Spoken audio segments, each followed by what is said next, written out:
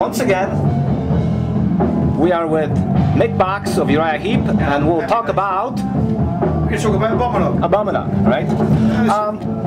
So, the album prior to Abominog pretty much ended an era of the band.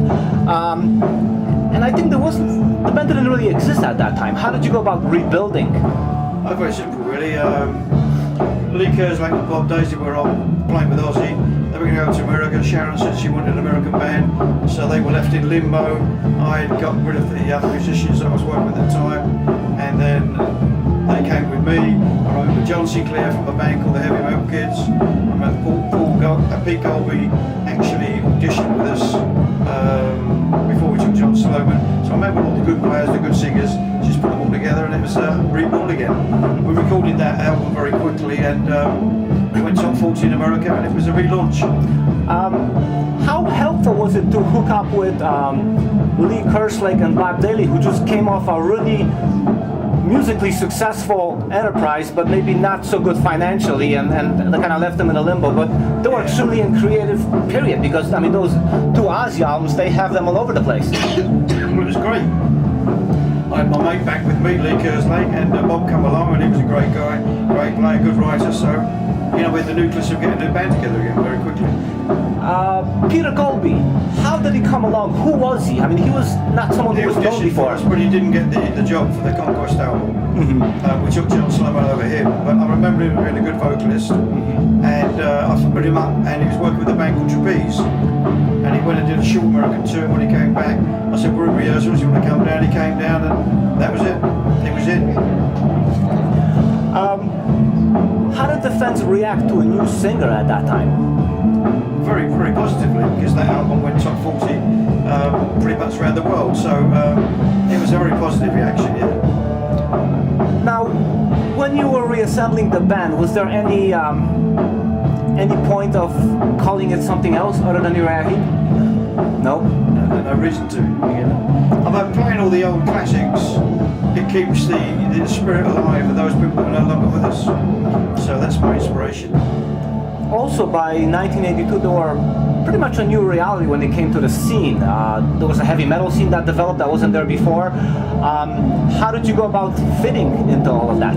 We didn't. We just carry on as we are, and the fans like it, and that's all that matters to us. You know, you don't follow fashion. You just create your own.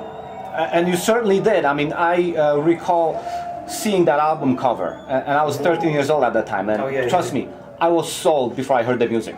Oh, great. Well, that's good. What was the songwriting process like with the new lineup? It was very good. We went into rehearsals and we just wrote the songs. Simple as that, you know, as a band, you know, like you did in the old days.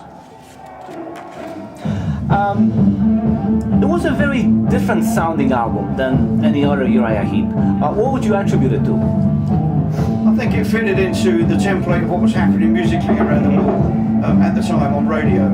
So we had a producer called Ashley Howe who was very in tune with that, and I think he brought that sort of sound to Uriah Heep. It was very 80s. If you put it on now, you can tell it's very 80s. You know, it remains the same. But then at the same time, I think that was also the album's appeal, that it fitted so well. Yeah, surely, yeah. What was the overall reception when that came out? Oh, 100%. Thumbs up. Uriah Heep had a lot of old members. What did the old members think of this new venture? Old members? Yeah, like former members. I've got no idea, ask them. I'm certainly not going to ask them. In your opinion, what were some of the standout tracks from the record? What record? Abominog. This one? Yeah. I think I liked all of them. I'm not one for picking tracks, mate. I let the fans do that. How much touring did you do for this album back then? How much, sorry? How much touring? Touring? Yeah. A lot of touring. We came over to America because it was going so well for us. We had the song The Weight of the Years we had a video which was played 8 times a day on MTV at the time, when videos were a big thing. We came out and supported Def Leppard, who were the biggest thing in America at the time. So, you know, we were flat out. Now, when you were touring, did you notice that you were attracting younger audience at that time? I think we've always had a young audience and an old audience. You know, I think as each decade goes by, you gain more young ones. Did you also play the whole album live back then, or only selected tracks? Selected tracks, yeah. The album cover, which was such a shock value to a lot of people. How did you come up with that concept, or who came up with that concept? It was just the record company, to be honest. They presented a few ideas to us and we said that one. Simple as that. What was the appeal to you? Same thing as to you. Very impacty, and that's what you need an album cover, you know. What was the biggest lesson you've learned from Abominog? Lesson? Yes. I'm not where I have. And I'm not where I need to. No lessons to be learned. From the perspective of time, do you think the material aged well? I think it does, yeah. I think it stands up. Do you get any requests to play any of those songs live again? Yeah, quite often, yeah. Too Scared to Run's one of them. Is there ever a chance that you go out doing a whole record one day, like you did with Wizards and... Probably not. Nope. Not with Abominog, no. Finally, how important was Abominog in the Uriah Heep history? It was very important in that particular time because it relaunched the band in a number of territories, which was great. You know, so we were back strong as ever. Now, I also feel the importance because on your recent tour, you brought back the Abominog T-shirt, which you want to show to the. Yeah. Oh, this one. Yeah. Yes. So people must have been asking for that. Yeah, they did. Yeah. They like it too, so that's good. So that's now, good if you visit the band on tour, you can walk away with this beauty. Absolutely. Yeah. Okay.